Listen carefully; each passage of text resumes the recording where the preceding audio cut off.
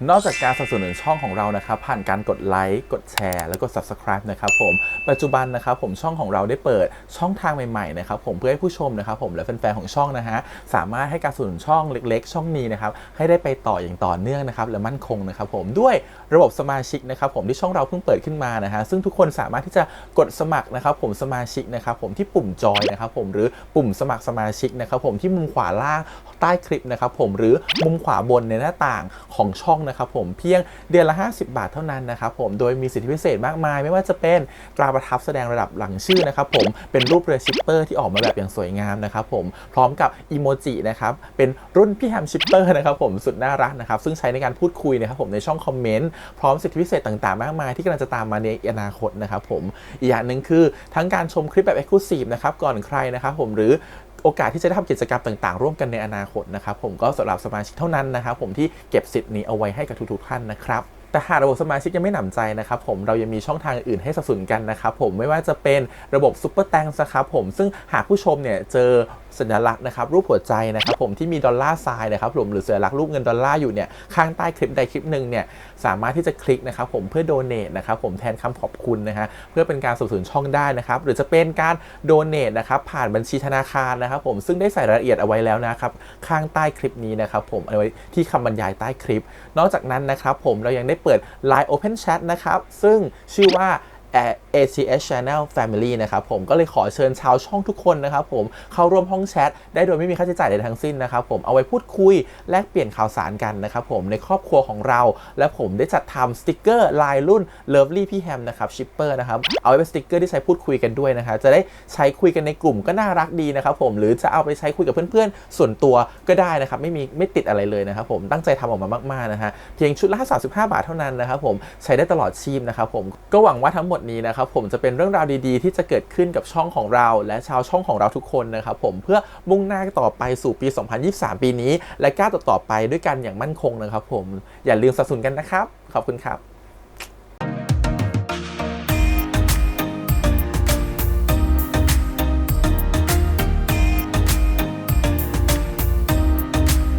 สวัสดีครับยินดีต้อนรับสู่ช่อง ATS Channel นะครับกับพบกับอีกครั้งการ reaction นะผมวันนี้อยู่พี่แฮมนะครับกับการ reaction ซีรีส์เรื่อง Wedding Plan the Series นะครับผมแผนการรักร้ายในเจ้าบ่าวนะครับผม EP ที่5นะฮะเรื่องราวกำลังเข้มข้นเลยนะฮะ EP ก่อนในตอนจบเนี่ยเขามีอะไรกันแล้วนะครับ2คนนะทั้งคุณสายลมนะครับผมแล้วตัวของคุณเหนือนะครับผมมีอะไรกันเรียบร้อยแล้วทีนี้เนี่ยตื่นมาตอนเช้าเนี่ยคุณน้ำเหนือมันจะหายไปนะครับผมน่าจะกลับบ้านนะฮะที่ต่างจังหวัดดูสิว่าเรื่องราว EP จะเป็นยังไงต่อไปนะครับแต่ก่อนอื่นเลยขอบคุณก่อนนะครับผมทางมี My Why ที่อนุญาตทำ reaction ได้นะครับเดี๋ยวไปดูกันครับผมกับ Wedding Plan the Series EP ที่5นะครับผมไปเลย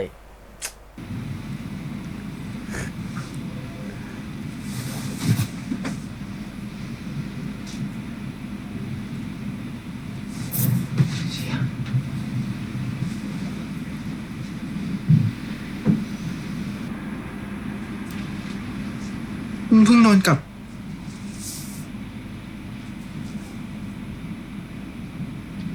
ว่าที่เจ้าบ่าว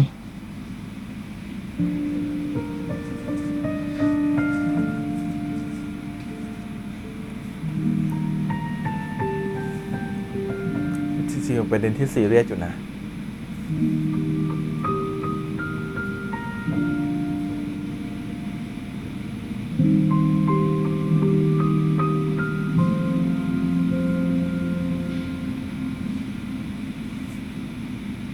คุณเป็นคนใจร้าย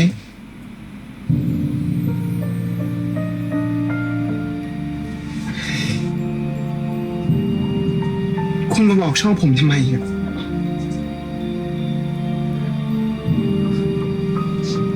ต้องกลับบ้านได้เหนือโอ้ยผู้ขนาดนี้จริงๆเป็นเขาตื่นแล้วนะจริงๆเนี่ย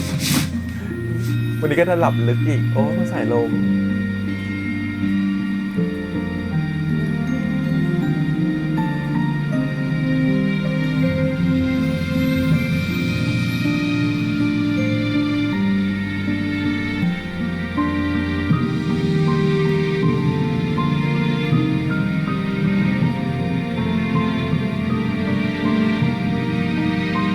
สายลมหลับลึกมาก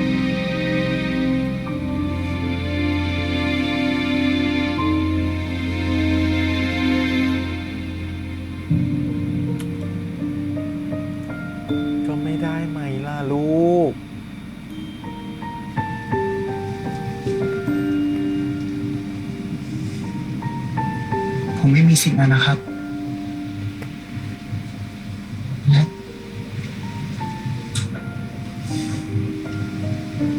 ลาก่อน จูบลา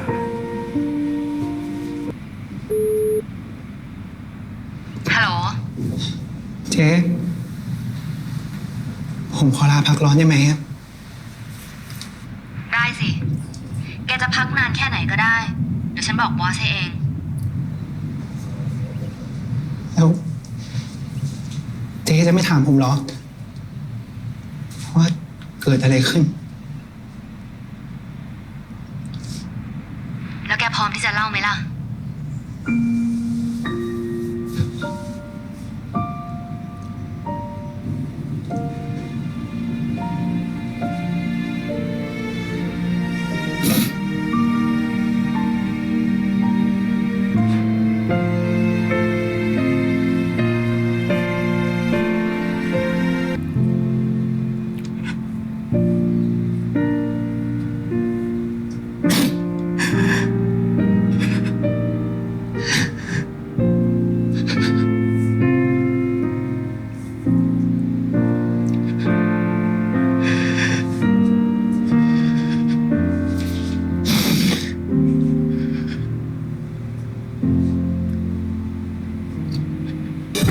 หมายความว่ายังไงครับ ที่บอกว่าน้ำเหนือลาพักร้อน ก็หมายความตามนั้นเลยค่ะคุณลม เหนือลาพักร้อน คุณลมฟังตรงไหนไม่เข้าใจเหรอคะ พี่จอมขุดประดาหน้ากว่า มึงว่าใครกูดใครหน้ากว่า อีเจเราเป็นคุดอยู่แล้ว จ้องจะควักลูกตาคุณลมขนาดนั้น แต่กูว่าเจ๊เราอ่ะ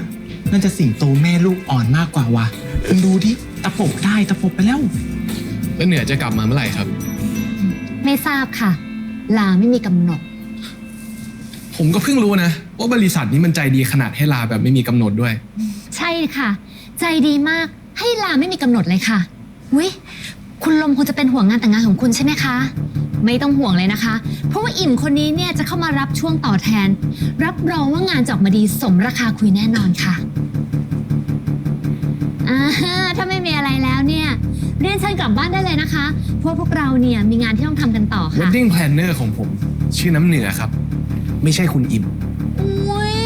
คุณลมรู้ตัวด้วยเหรอคะว่าตัวเองเป็นเจ้าบ่าว น่าประทับใจจังเลยนะคะ เนอะ นี่ผมไม่มีเวลามาล้อเล่นกับคุณนะ แล้วคุณมีเวลาล้อเล่นกับความรู้สึกของเหนือได้ยังไงคะ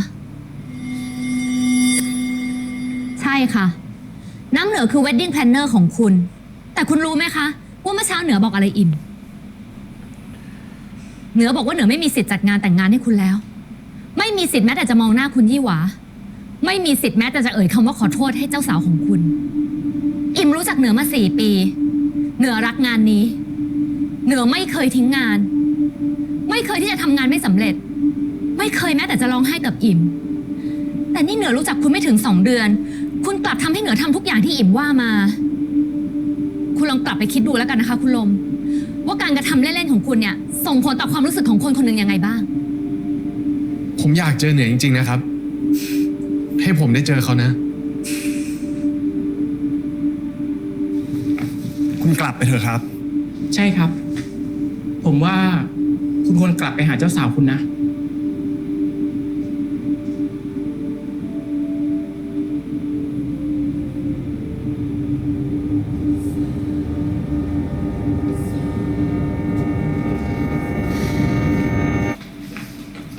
ถ้าเจ้าสาวอยู่ตรงนี้แล้วล่ะคะ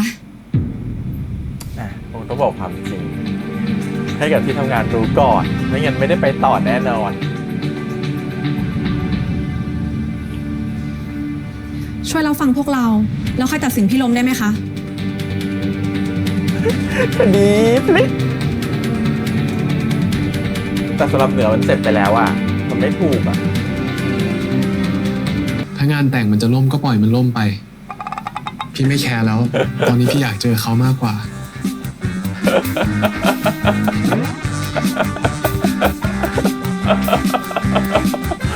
งานแต่งหวากับพี่ลมเป็นงานแต่งบังหน้าค่ะ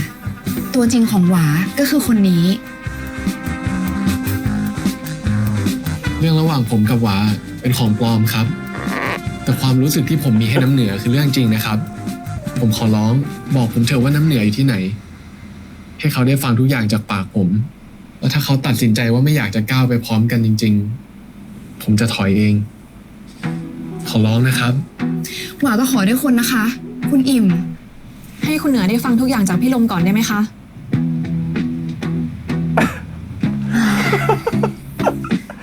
โอ้ยจะเป็นเจ้านายที่ปวดหัว ถ้าอย่างนั้น เดี๋ยวอิ่มหาเบอร์โทรกับที่อยู่ของบ้านเหนือที่เชียงใหม่ให้แล้วกันนะคะ แต่ขอเตือนไว้ก่อนนะคะ คุณลม ถ้าเหนือบอกว่าไม่เอาแล้วคุณยังตื้อ รับรองงานแต่งคุณลมของจริงแน่ อ้าวเหนือทำไมไม่โทรบอกว่าเครื่องลงกี่โมงแม่จะได้ออกไปรับ บ้านเป็นอะไรเนี่ย เป็นคุ้งเหรอ หรือเป็นอะไร หรือเป็นสปา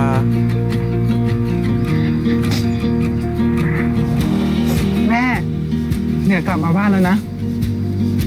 จ้าลูกขวัญด้วยขวัญมาไม่เป็นไรนะลูกนะกลับบ้านเราแล้วนะไม่เป็นไรนะลูกน้ำเหนือ โอ้ยแม่ หูจะแตกแล้วเนี่ย เหนือก็อยู่แค่เนี้ย แม่ก็ตะโกนจนปากจะแตกอยู่แล้วเหมือนกัน ไหนอ่ะ แม่ปากแตกเหรอ เอายาปะเดี๋ยวหนูบีบให้ ยังจะมาตลกอีก แม่ไม่เห็นขำเลย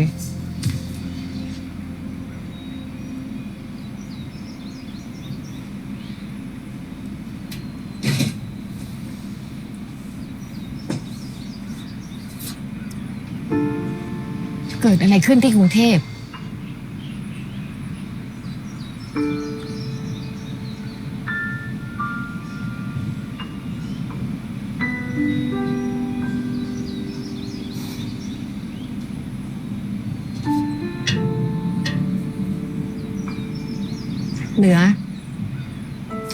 เหนือรู้ใช่ไหม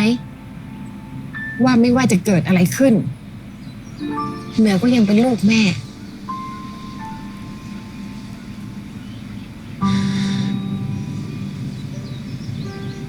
เหนือทำผิดนะแม่ ผิดมาก แล้วเหนือทำอะไรผิด บอกแม่ได้ไหม ๆ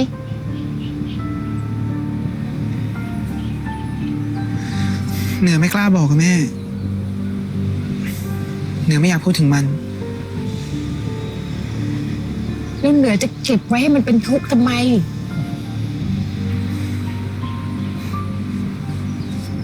ก็ เหนือไม่อยากให้แม่ทุกข์ไปกับเหนือด้วยนี่ แล้วเหนือจะมีแม่ไว้ทำไมล่ะลูก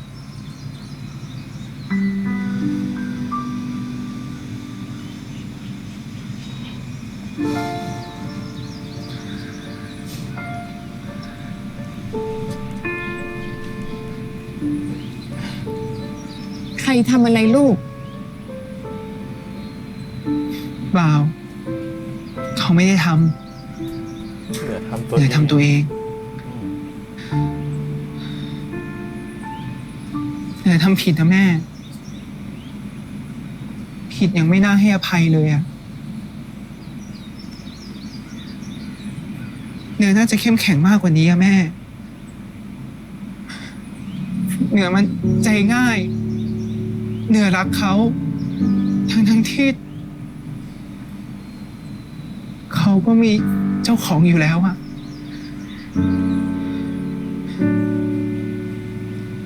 เหนือมันเลวเองแม่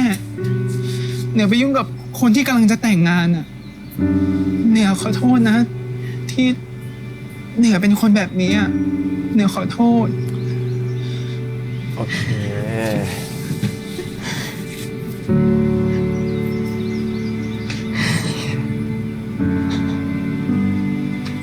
เหนือฟังแม่นะลูก เราทุกคนเคยทำผิดพลาดกันมาทั้งนั้น ไม่มีหรอก คนที่ทำแต่สิ่งที่ถูกต้อง แต่คนเราดีหรือเลว คือเรารู้ตัวไหมว่าทำอะไรลงไป และพร้อมจะแก้ไขมันไหมต่างหาก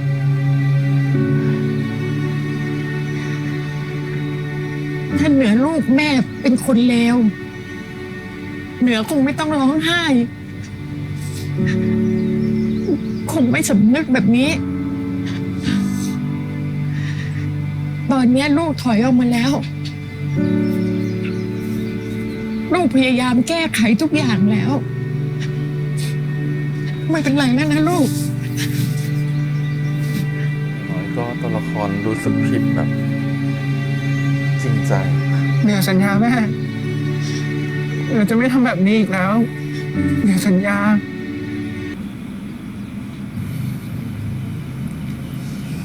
น้าฝากด้วยนะ ได้เลยค่ะ เดี๋ยวเรจัดการเอง เอาเลยซัน ได้เลยครับพี่เล เรกับซัน ขอโทษนะครับพี่ เราไม่รู้จักกันหรอก แต่ผมต้องทำจริงว่ะจัดการเลยแคมป์ เอาลูกพี่อะไรอ่ะเล่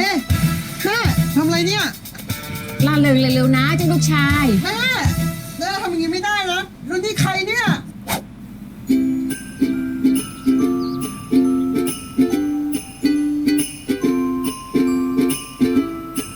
ก็คือโดนแม่สั่งบังคับมาทำงานเนี่ยนะอ๋อหรือไปเปลี่ยนที่นอน โอ้โห นี่ไม่ได้มาแค่ไม่กี่ปีนี่ที่นี่ดูเปลี่ยนไปเยอะเลยเนาะ นี่ แต่ที่หลังถ้าจะพามาดูไร่อ่ะ ก็พากันมาดีๆก็ได้ ไม่เห็นต้องรักพาตัวกันเลย ถ้าไม่พามาก็นอนอืดอยู่บ้านนั่นแหละ ไม่ได้กลับตั้งกี่ปี ออกมาเจอคนอื่นบ้าง นี่ตั้งแต่หลานเกิดมายังไม่เจอหน้านะเหนือเลย เออ แล้วนี่หลานอยู่ไหนอ่ะ บ้านในเมืองจ้ะ งั้นผมเนี่ยต้องขอบคุณคุณเรไรมากเลยนะครับ ที่ยอมสละเวลาแล้วก็ทิ้งลูกอยู่ในเมือง แล้วก็พาลูกพี่ลูกน้องอย่างผมเนี่ย ขึ้นมาสูดอากาศบนนี้ แม่ขอมาใช่ไหม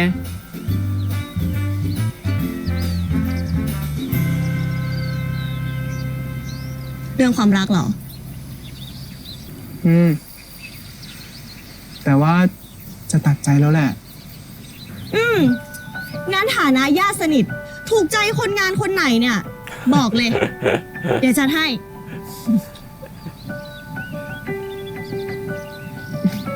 งั้นเอาคนนั้นละกันตะเกียลากแขนแทบหลุด น่าจะแรงเยอะดี คนนั้นไม่ได้เหนือ ตายแล้วฉันขำมากเลยนะเธอ เฮ้ย นั่นเจ้าน้องเล็กนี่ ไอริวมันไปทำอะไรตรงนั้นวะยอมมาช่วยงานแล้วเหรอ นั่นน่ะริว ส่วนคนที่แกชี้อ่ะ แฟนริว อ๋อ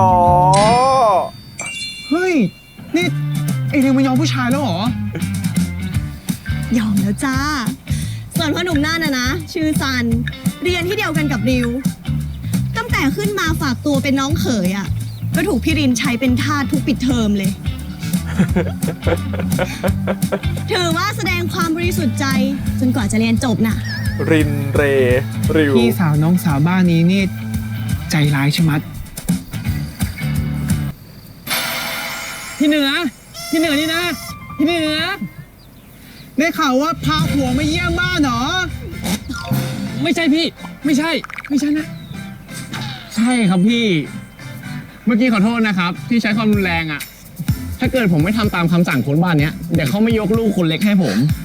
ซันนะครับพี่ฝากเนื้อฝากตัวเป็นน้องเขยด้วยนะครับ พรุ่งนี้ไปช่วยคนงานตัดกิ่งตั้งแต่ตี 4นะซัน ครับ น้องเขยคนเนี้ยพร้อมปฏิบัติหน้าที่ครับ แต่ถ้ามีคนสวยแถวเนี้ยทำปิ่นโตไปให้ผมนะผมทำงานถวายหัวเลยนะพี่เล ใครสวยวะ พูดจาหมาๆก็คนตรงหน้าผมไงไม่ได้สวยอย่างเดียวนะ มันมากด้วย พูดเที่ยอะไรเนี่ยไอ้ซัน วันนี้มึงนอนนอกห้องไปเลยนะ เฮ้ยพี่ริว เดี๋ยวดิพี่ริว ผมแค่พูดความจริงเอง เมื่อคืนอ่ะ โคตรมันเลยพี่ หมายถึงเล่นเกมครับ เล่นเกมโคตรมันเลยเมื่อคืนอ่ะ มันจริง ขอตามก่อนนะ พี่ริว คุยอะไรกันนี่ไม่เกรงใจพี่น้องเขาเลย โดนยุงหางจริงๆหรอ รีบเข้ามาเร็วๆเลยปิดประตูด้วย ทุกคนครับ ถ้าคืนนี้ได้ยินเสียงอะไรก็คิดซะว่าแมวขวนผนังนะครับ คืนนี้ฝันดีครับทุกคนคุณนายครับผม ก็เป็นแบบนี้ประจำแหละ โดยเฉพาะวันที่พี่รินไม่อยู่แหละนี่ถ้าพี่รินไม่บินไปเยี่ยมรันที่เรียนอยู่คลึกคลื้นกว่านี้อีก หมายถึงซันถูกพี่รินกับรันแกล้งจนหมดแรงเหรอคะ พี่เองอ่ะเข้าใจสันนะเพราะพี่ก็โดนมาก่อนเหมือนกันแหละ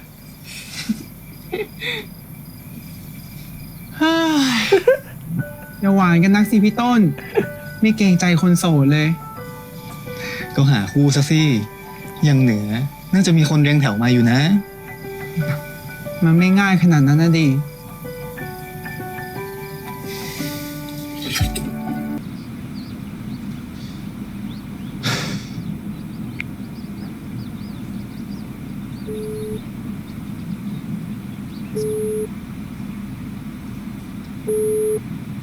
สวัสดีค่ะ สวัสดีครับ ขอสายน้ำเหนือครับ นี่ใครคะ เพื่อนเหนือเหรอ รู้ได้ยังไงว่าเหนือกลับบ้านแล้ว ผมไม่ใช่เพื่อนเหนือหรอกครับ ผมเป็นลูกค้าเขา คุณคือคนที่ทำให้เหนือร้องไห้ ผมขอโทษครับ ป้าขอร้องละค่ะ เลิกยุ่งกับเหนือเถอะ เขาเจ็บมากพอแล้ว ตัวคุณเองก็มีคนอื่นอยู่แล้ว อย่าทำให้เหนือลำบากใจมากกว่านี้เลย ผมไม่ได้มีคนอื่นครับ ผมยอมรับนะครับว่าสถานการณ์มันทำให้เขาเข้าใจแบบนั้น แต่ผมอยากขอโอกาสได้คุยกับเขาครับ ผมอยากเล่าเรื่องราวทั้งหมดให้เขาฟัง รวมถึงความรู้สึกของผมด้วย ขอร้องล่ะครับ เหนืออาจจะไม่ยอมคุยกับคุณ ผมจะพยายามทำทุกอย่างให้เขาฟังครับ ผมรู้ว่ามันอาจจะดูเห็นแก่ตัว แต่ผมจะยอมให้มันจบแบบนี้ไม่ได้ครับ พรุ่งนี้ผมจะบินไปเชียงใหม่ อนุญาตให้ผมได้คุยกับเขานะครับ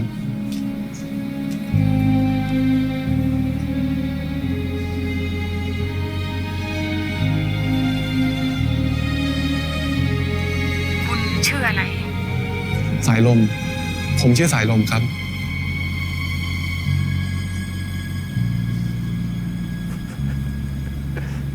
พรุ่งนี้โดนอุ้มแน่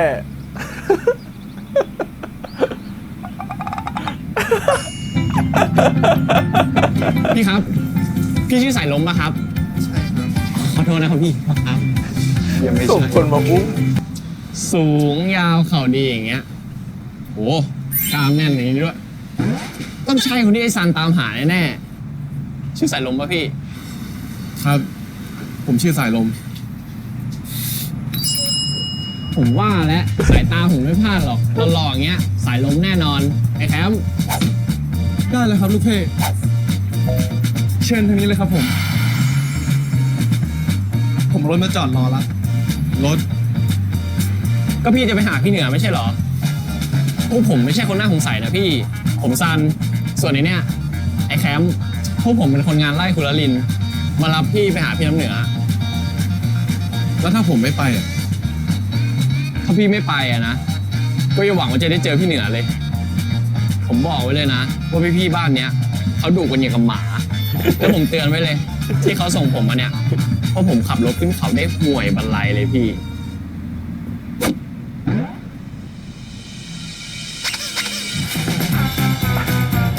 โทษทีนะพี่ พอดีเบาะหลังผมมันเต็มอ่ะ พี่ไหวปะเนี่ยจะขึ้นทางแล้วอ่ะ เฮ้ยขับดีๆดิมองทางดิมองทาง มองอยู่พี่ พี่อยากกอดแน่นๆเถอะถือว่าเก่งใช้ได้นะพี่ ที่พี่ไม่อ้วกทั้งที่ผมเป็นคนขับเนี่ย ไหวไหมเนี่ย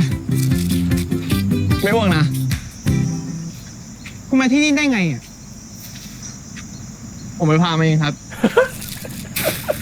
ผมอยากมาเจอคุณ แต่ผมไม่อยากเจอ แผนเทเลเล่ เปล่านะ น้าขอมาตั้งหากล่ะ บอกให้คุยกันดีๆอ่ะ แต่ผมไม่มีอะไรจะคุยกับคุณ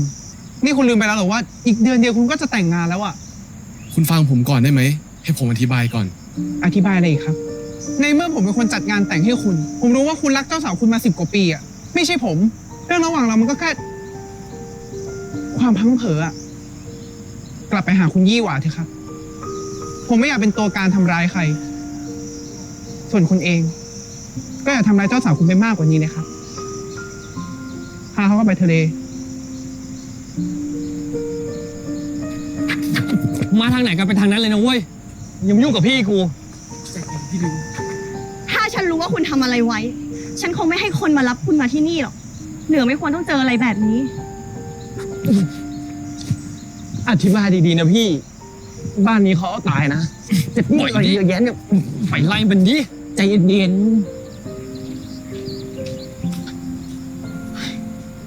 จะมาทำไมอีกวะ มาถึงขนาดนี้แล้วยังต้องอธิบายอะไรอีกเห็นผมอกหักไม่พอเลยไง จะมาซ้ำเติมให้ได้อะไรขึ้นมาคุณลม ความจริงมันมีหลายระดับเนี่ยลูก ความจริงที่ลูก ให้ผม รู้ว่า ตัด มัน ใจ จะ จาก เป็น คุณได้สัก ความจริง ที ที่ไม่ ครั ใช่ บ ความจริงที่ถูกต้อง โอ้ยพี่เหนือ พอได้แล้ว มาแล้วว่า ถ้าเศร้าแบบเนี้ย ไม่สมกับเป็นมึงเลย กล้ามแน่นมาเลย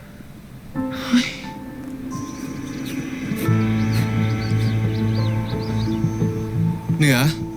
ฟังผมหน่อยได้ไหม ไม่ต้องหรอกครับ ผมพอจะเดาอะไรหลาย ๆ อย่างได้ คุณกำลังจะบอกว่า คุณไม่ได้รักคุณยี่หว่า คุณไม่ได้จะแต่งงานกันจริง ๆ คุณจัดงานแต่งนี้บังหน้า คุณเลยไม่เคยสนใจงานแต่งนี้เลยสักนิดไง ผมไม่ได้โง่นะครับคุณลง ผมทำงานกับคุณมา2 เดือน ทำไมผมจะไม่เห็นความผิดปกติ แต่ต่อให้คุณจะบอกว่าคุณเป็นเกย์ คุณไม่ได้ชอบผู้หญิง แต่มันก็ปฏิเสธไม่ได้ว่า คุณกำลังจะแต่งงาน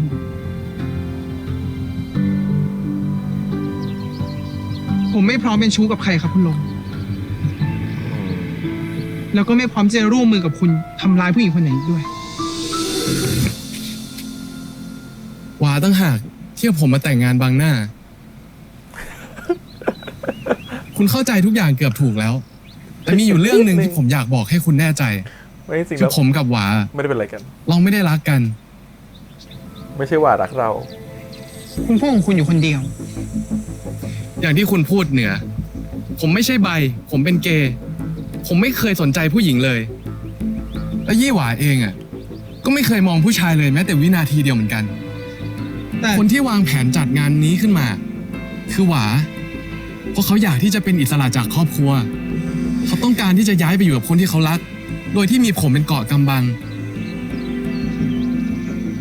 แต่เรารักกันเหนือ แต่ผมคือพี่ชาย เขาคือน้องสาว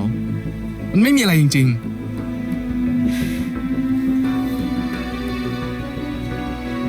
แต่คนที่ผมรักอ่ะ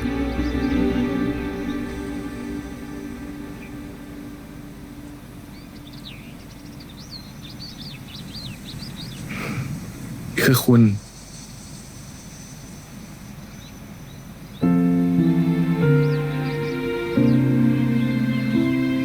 ถ้าคุณไม่เชื่อเนี่ย โทรไปหาหวาตอนนี้เลยก็ได้นะ ให้เขาพูดเองว่าระหว่างเราไม่มีอะไร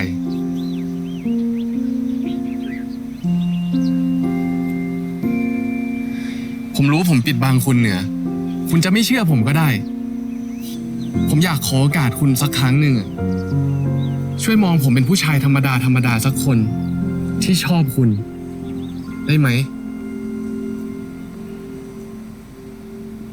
เรามาเริ่มกันใหม่ ให้ผมได้จีบคุณ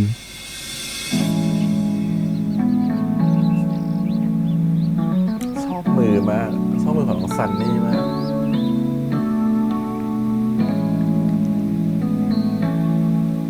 เฮ้ยเจอตัวแล้วปล่อยพี่เหนือเดี๋ยวนี้นะเว้ย ไอ้สัน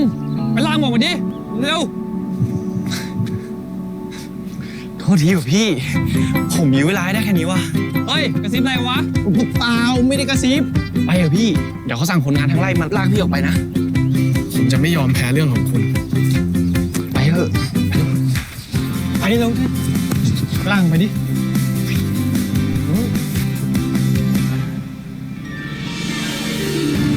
ถ้าคุณอยากอยู่ที่นี่ คุณก็ต้องทำงาน ไร่นี้ไม่มีที่อยู่ฟรีข้าวฟรีให้คุณหรอกนะ อยากให้ผมทำอะไรก็บอกมาเลย โอ้ยชะตากรรมเดียวกูเลยว่ะ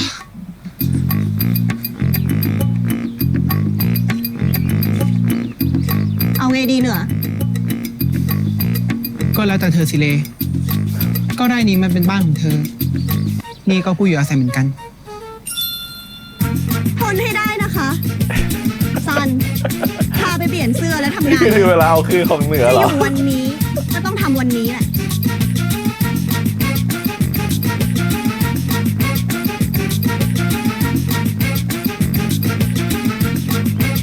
มองอะไรอ่ะ ไปทำงานดิ อย่าถือสาแฟนผมนะพี่ ปากหมาอย่างนี้แหละ แต่ก็น่ารัก ไปเถอะ เดี๋ยวไม่มีที่ซุกหัวนอน ไปเร็ว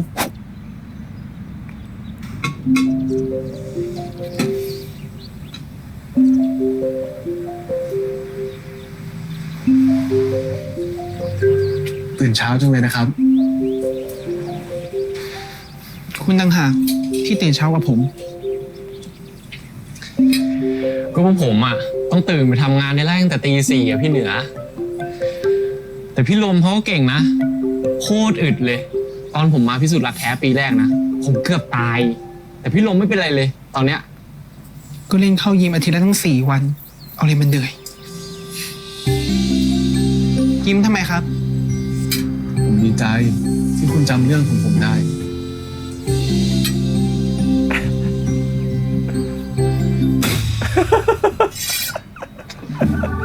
อย่าถือสาแฟนผมเลยนะพี่ เขาห่วงพี่เขาอย่างเงี้ยแหละเอ้ยไม่ดิทางบ้านเนี้ยเขาห่วงพี่ห่วงน้องกันทั้งบ้านอะไอ้ซันหุบปากไปดิ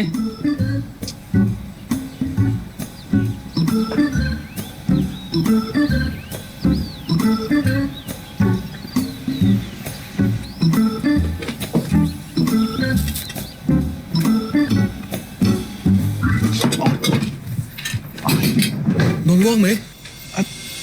ไม่เป็นไรครับผมเอามือออกทัน ทันอะไรผมได้ยินเสียงคุณร้อง ขอดูหน่อย ผมบอกว่าไม่เป็นไรจริง ๆ ครับ เป็นรอยเลยอ่ะ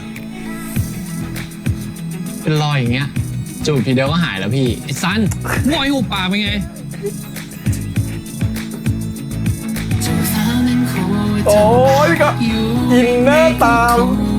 ใช่ที่ไหนล่ะ เป็นรอยแล้วเอาสูบที่ไหนล่ะรีบเอาน้ำเย็นลูบสิบทนี้นะพอจะหวานจะเบียวก็เบียวสุด แบบนี้อีกนะ ผมเป็นห่วง พี่เหนือทำอะไรวะพี่ ตลกว่ะ น่ารักจะตาย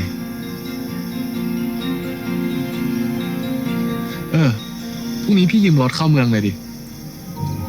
ได้ดิพี่ แต่ต้องเช้าหน่อยนะ เดี๋ยวพี่เลพี่ริวรู้อ่ะ เอาผมตายนะพี่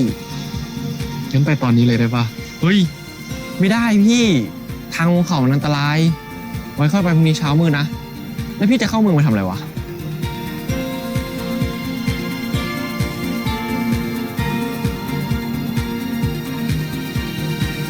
แค่อยากเห็นรอยยิ้มเขาไม่ไหวอะ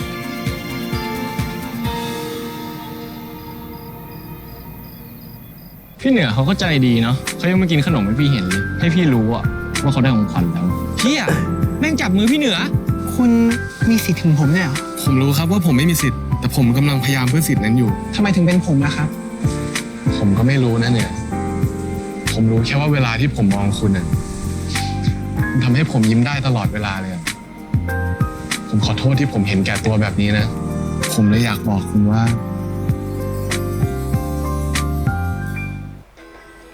อ่ะโอเค พอจะเห็นทิศทางของเรื่องละโอเคครับก็นั่นแหละก็จริงๆแล้วจริงๆคนในฐานะคนดูเราจะรู้อยู่แล้วเนาะว่าเรื่องราวมันจะเป็นประมาณไหนเพราะเรารู้ว่าความจริงมันคืออะไรนะฮะแต่ในฐานะตัวละครชอบที่ EP เนี้ยค่อนข้างจะให้เห็นประเด็นของตัวละครค่อนข้างชัดเจนเลยว่าตัวละครรู้สึกผิดจริงๆโดยเฉพาะน้ำเหนือนะฮะเพราะถ้าไม่มีเหตุการณ์แบบนี้เลยมันจะเหมือนกับตัวน้ำเหนือเขาทำลงไปโดยที่เขาไม่ได้มีสำนึกอะไรเลยเพราะว่าสิ่งที่เขาทำลงไปมันมีความรู้สึกของการที่ถึงเขาจะรู้ก็ตามว่าจริงๆแล้วตัวของสายลมไม่ได้รักยี่หวาถึงเขาจะรู้ก็ตามว่าตัวเขา สังเกตมาตลอดว่าจริงๆแล้วเนี่ยสายลมไม่อยากแต่งงานไม่อยากให้การแต่งงานนี้เกิดขึ้นอะไรเงี้ยหรือเป็นงานแต่งงานเพื่อบังหน้าแต่เขาก็รู้เขายังคิดในมุมของลึกๆว่าจริงๆแล้วหรือจริงๆแล้วการคบกัน10 ปีเนี่ยยี่หว่ารักสายลมถ้าสมมติยี่หว่ารักสายลมเขาก็ผิดอยู่ดีถูกปะถึงสายลมไม่ได้รักแต่ยี่หว่ารักและการแต่งงานนี้ก็จะเกิดขึ้นมันมีคนหนึ่งที่รักอยู่และกำลังจะได้แต่งงานแล้วเขาก็จะทำไปพรากงานแต่งงานนั้นซึ่งเขาไม่โอเคเพราะฉะนั้นตัวของน้ำเหนือก็มาเฉลยตอนหลังเหมือนกันว่าเขารู้ทุกอย่างแต่เขารู้ไม่ครบเท่านั้นเองเขาขาดไปเรื่องนึงคือเขาไม่รู้ว่ายี่หว่าก็ไม่รักสายลมเหมือนกันเพราะฉะนั้นความผิดที่เขารู้สึกมันก็คือมันก็ยังรู้สึกผิดอยู่ดีเพราะว่าการที่เขาไปมีอะไรกับคนที่กำลังจะแต่งงานถึงคนที่เขากำลังแต่งงานเนี่ยรักเขาไม่ได้รักยี่หว่าแต่เขากำลังทำให้ผู้หญิงคนหนึ่งจะเสียใจมันก็ไม่ถูกอยู่ดีถูกไหมแล้วก็เป็นความ guilty หรือความรู้สึกผิดที่มันเกิดขึ้นในใจเขามากๆเลยก็EP นี้ก็ทำให้เห็นแล้วว่าตัวละครรู้สึกผิดจริงๆแล้วก็รู้สึกว่าโหต้องหนีไปจากตรงนี้เพราะว่าการอยู่ตรงนี้ต่อไปมันทำให้เขาไม่โอเคแล้วมันทำให้ทุกอย่างมันเกินเลยหรือมันพังไปมากกว่านี้ก็ได้หรือเอาตัวเองออกมาก่อนดีกว่าออกมาจากสิ่งที่มันเกิดขึ้นอยู่ตอนนี้เพื่อให้ทุกอย่างมันเริ่มคลี่คลายก่อนแล้วค่อยเอาตัวเองกลับเข้าไปอะไรเงี้ยก็เลยหนีมาอยู่ที่เชียงใหม่มาหาแม่แล้วก็มาหาพี่ๆนะฮะซึ่งโหก็เป็นการเปิดตัวละครเยอะมากใน EP นี้นะฮะไม่ว่าจะเป็นบ้านนี้เนาะรินเรริวนะครับผม3พี่น้องเนาะแต่รินยังไม่เห็นมานะครับมีแค่เรกับริวที่เราเห็นอยู่เรก็มีแฟนเป็นพี่ต้นอีกส่วนของริวเนี่ยก็มีแฟนเป็นซันนะครับผมก็เราจะเห็น2ตัวละครนี้ที่ออกมาก็เป็นตัวละครที่ออกมาสร้างสีสันให้กับ EP นี้นะโดยเฉพาะซันเนาะมีสีสันเยอะมากนะไม่ว่าจะเป็นเรื่องการไปซันกับไอแคมเนี่ยคือไปอุ้มคนนู้นคนนี้มานะครับขึ้นดอยคนไม่ว่าจะเป็นอุ้มน้ำเหนือมาไปเอาตัวของสายลมจากสนามบินมาแล้วก็มาขึ้นดอยนะครับผมก็จะเห็นความน่ารักของตัวละครนี้ทีนี้ก็จะเห็นว่าบ้านนี้จริงๆเป็นบ้านที่ค่อนข้างจะเปิดกว้างแล้วค่อนข้างจะโอเพนอยู่พอสมควรแล้วก็มีความเป็นห่วงพี่ห่วงน้องพอสมควรเหมือนกันแล้วก็ค่อนข้างจะเปิดรับหรือเป็นเซฟโซนให้กับพี่น้องของตัวเองได้ดีเลยแหละก็ทำให้ตัวของน้ำเหนือเนี่ยก็มาอาศัยแอบอิงพักพิงอยู่ที่ไร่นะครับผมของทางบ้านนี้ซึ่งก็ถือว่าเป็นลูกพี่ลูกน้องกันแล้วก็ดูแลกันอย่างดีแล้วก็รักกันมาตลอดเหมือนพี่น้องบ้านนี้นะฮะก็เราจะเห็นความน่ารักของครอบครัวไม่พอเราจะเห็นความน่ารักของเหมือนกับเรารู้สึกว่าการพูดการจาหรือความคิดของตัวละครในครอบครัวเนี่ยรู้สึกว่ามันมีบางอย่างที่มันส่งถึงกันแล้วมันก็รู้สึกว่ามันแคร์กันจริงๆนะมันก็รู้สึกว่าเป็นเซฟโซนให้กับกันและกันได้อย่างดีมากๆเพราะงั้นสายลมจะเข้ามาเนี่ยสายลมก็สภาพเดิมคงไม่ต่างกับซันตอนที่เข้ามาปีแรกๆอะไรเงี้ยมันต้องฝ่าด่านหลายๆด่านที่บ้านนี้เขาสร้างขึ้นมาก่อนอะไรเงี้ยซึ่งตัวของน้ำเหนือก็ปล่อยให้บ้านนี้เขาจัดการเต็มที่ก็ถือว่าเป็นการล้างแค้นเล็กๆน้อยๆที่ทำกับเราเนาะก็จริงๆแล้วถือว่าอะไรถือว่าสายลมเป็นคนโกหกอยู่นะก็โกหกทำให้ตัวของน้ำเหนือเขาเครียดกังวลแล้วก็กดดันรู้สึกได้ดีกับตัวเองมามากขนาดนี้ก็ต้องขอลงโทษนิดนึงแล้วกันว่าที่เธอโกหกฉันเพราะแบบนี้แต่อีกฝั่งหนึ่งเขาก็เต็มใจที่โดนลงโทษอยู่แล้วเขาแบบเป็นนักกีฬาเนาะออกกำลังกายทุกวันฟิตสุดๆ4 วันต่อสัปดาห์มันแค่เรื่องทำงานในบ้านนี่ชิลๆจิบๆเลยถึงแล้วมีระยะการที่อยู่ด้วยกันอย่างน้อยก็มีโอกาสได้จีบไงเขาคิดแบบนี้เพราะฉะนั้นเขาก็จีบเต็มที่เหมือนกันแต่ก็งงเหมือนกันว่าคุณสายลมไม่มีการมีงานทำใช่ไหมเนี่ยโหล้นล้ามาขนาดนี้เนี่ยเคลียร์งานเสร็จเรียบร้อยแล้วหรือเปล่าที่กรุงเทพเป็นถึงผู้บริหา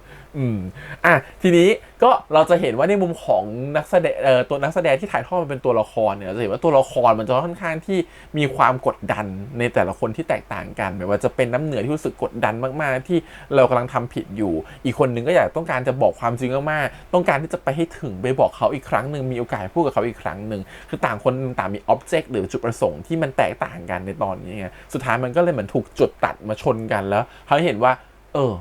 ความจริงมันคืออะไรพอความจริงมันกระแทกเข้ามาเท่านั้นแหละทุกคนก็ต้องยอมชอบบทที่อีกอย่างนึงที่บทสำคัญบทหนึ่งคือเจอิ่มนะครับผมใน EP นี้เพราะว่าเขาก็เป็นคนที่รู้สึกว่าเขาค่อนข้างแคร์ลูกน้องแล้วก็แคร์ตัวของน้ำเหนือพอสมควรเมื่อพอเขาทราบความจริงเขาก็ต้องการจะโปรเทคสุดพลังเหมือนกันในฐานะของพี่นะที่ปกป้องแต่พอเจอความจริงเข้าไป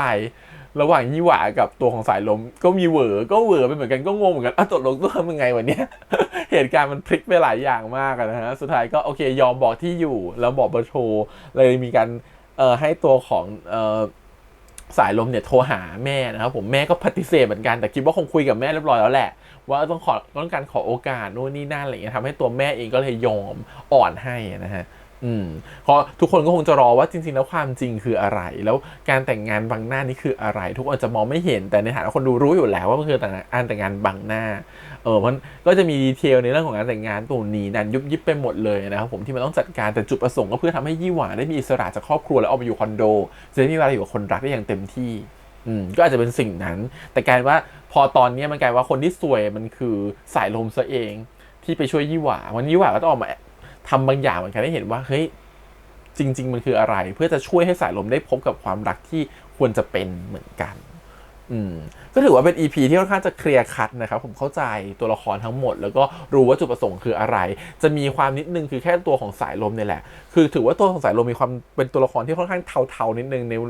ใน EP ก่อนๆนะครับเพราะเนื่องจากว่าเขารู้ความจริงแต่ไม่ได้บอกก็เหมือนเขามาตั้งใจมีความสัมพันธ์ให้กับคนที่เขาไม่รู้ความจริงอ่ะเขารู้อยู่แล้วว่าถ้าเขาทำไปแบบเนี้ยมีโอกาสไหมที่ตัวละครอย่างน้ำเหนือจะโกรธเขา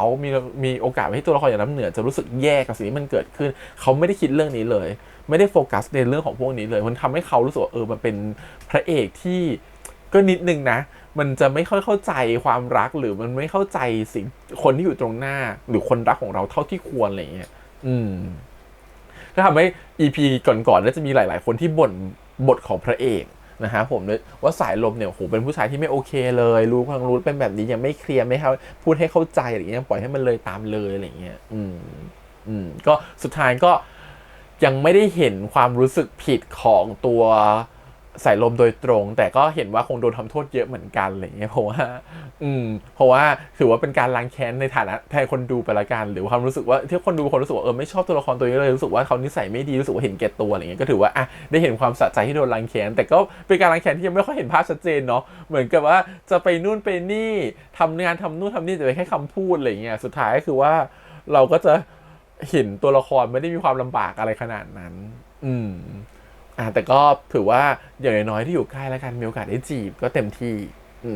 ก็ประมาณนี้ครับผม EP นี้ที่เราจะเห็นนะครับจับใจความได้ที่หลักๆเลยก็คือความที่รู้สึกว่าเขาได้พูดความจริงออกไปคนหนึ่งได้สารภาพความจริงได้สารภาพความรู้สึกแล้วก็อีกคนหนึ่งก็ได้รอเปิดใจกับความรักที่มันเกิดขึ้นทีนี้เนี่ยเราจะเริ่มเห็นเขาลางแล้ว EP หน้าเป็น EP ที่6เราว่า EP กลางเรื่องแล้วเนี่ยน่าจะเป็น EP ที่สองตัวละครรักกันแล้วก็น่าจะเป็นเข้าใจกันมากขึ้นเป็นห่วงเป็นใยกันมากขึ้นอะไรอย่างเงี้ยพอเราจะเริ่มเห็นบรรยากาศโรแมนติกใน EP หน้าเนาะโหเยอะพอสมควรเลยแต่ทีนี้เรากังวลในเรื่องของหลังจากเนี้ยพอกลับไปเนี่ยมันต้องเผชิญความจริงแล้วความจริงจากฝั่งผู้ใหญ่ไม่ว่าจะเป็นพ่อแม่อะไรเงี้ยมันคงต้องมีหลายๆเรื่องที่มันต้องประเดประดังเข้ามาให้ต้องตัดสินใจอยากรู้เหมือนกันว่าทั้งสองบ้านทั้งยี่หว่าแล้วก็มารีรวมถึงตัวสายลมแล้วก็น้ำเหนือเนี่ยจะกล้าเปิดเผยความจริงไหมจะกล้ายอมรับความจริงไหมอะไรเงี้ยว่าจริงๆแล้วความสัมพันธ์เป็นแบบไหนกล้าเปิดกับพ่อแม่ไหมตรงนี้คือสิ่งที่น่าคิดและรอติดตามมากว่าซีรีส์จะถ่ายทอดมาในมุมแบบไหนนะฮะก็ถือว่าเป็นเรื่องที่น่าสนใจว่าเดาไม่ออกว่าจะเจอปัญหาอะไรที่มันแบบปังๆบ้างนะครับผมแล้วตัวเองจะแก้ยังไงแต่คิดว่าเดี๋ยวพอตัวละครเจอปัญหาเข้าไปนะครับผมพ่อแม่เนี่ยแต่ละคนก็แสบๆกันด้วยนะเดี๋ยวตัวละครคงมีทางออกที่มันดีๆแหละแต่คงต้องผ่านอุปสรรคเป็นหลายตอนเหมือนกันแหละคือว่าตอน2 ตอนที่ต้องเจอกับเรื่องครอบครัวรอชมแล้วกันนะครับแล้วก็อาทิตย์หน้าอาจจะมาช้านิดนึงนะคะ EP 6นะครับผมเพราะว่าน่าจะมีโอกาสได้ไปรีแอคชั่นกับตัวของน้องๆนะครับผมนักแสดงนะก็ถ้าได้ไปรีแอคชั่นเนี่ยก็เดี๋ยวจะมันมีคิวประมาณช่วงหลังจากที่ซีรีส์ EP นี้ออนแล้วนะครับผมฉะนั้นก็อาจจะดูกับพวกเขาเสร็จแล้วก็ต้องกลับมาตัดต่อเพราะฉะนั้นอาจจะมาสักอาทิตย์เลยอย่างเงี้ยผมก็ฝากทุกคนรอติดตามด้วยละกันนะครับแล้วก็อาจจะมีเกสอีกคนนึงมาเป็นพิธีกรร่วมนะครับผมเดี๋ยวรอดูแล้วกันว่าจะเป็นใครนะครับผมก็ฝากติดตามไปด้วยละกันอาทิตย์หน้าวันนี้พี่แฮมไปก่อนนะครับฝากกดไลค์กดแชร์กด Subscribe ให้กับช่อง ATS Channel นะครับผมแล้วก็ติดตามที่สื่อของทาง YouTube Instagram Twitter แล้วก็ Facebook วันนี้ไปก่อนครับบ๊ายบาย